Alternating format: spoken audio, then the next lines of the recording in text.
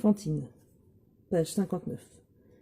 1817. La jeune Fantine accompagne son amoureux à la campagne. Pour une après-midi champêtre, le narrateur brosse son portrait. Fantine était un de ces êtres, comme il en est clos, pour ainsi dire, au fond du peuple. Sortie des plus insondables épaisseurs de l'ombre sociale, elle avait au front le signe de l'anonyme et de l'inconnu. Elle était née à Montreuil-sur-Mer. De quels parents? Qui pourrait le dire? On ne lui avait jamais connu ni père ni mère. Elle se nommait Fantine. Pourquoi Fantine? On ne lui avait jamais connu d'autre nom. À l'époque de sa naissance, le directoire existait encore.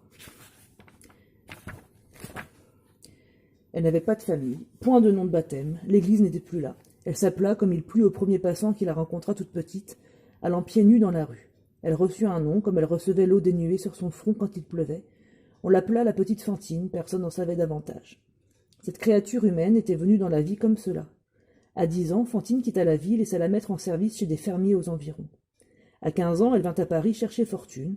Fantine était belle et resta pure le plus longtemps qu'elle put. C'était une jolie blonde avec de belles dents. Elle avait de l'or et des perles pour dot, mais son or était sur sa tête et ses perles étaient dans sa bouche. Elle travailla pour vivre, puis toujours pour vivre, car le cœur a faim aussi, elle aima. Elle aima Tholomyès.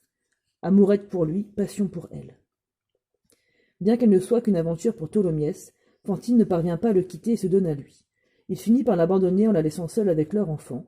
N'ayant plus rien à faire à Paris, Fantine décide de retourner dans sa ville natale, Montreuil-sur-Mer, pour y chercher du travail.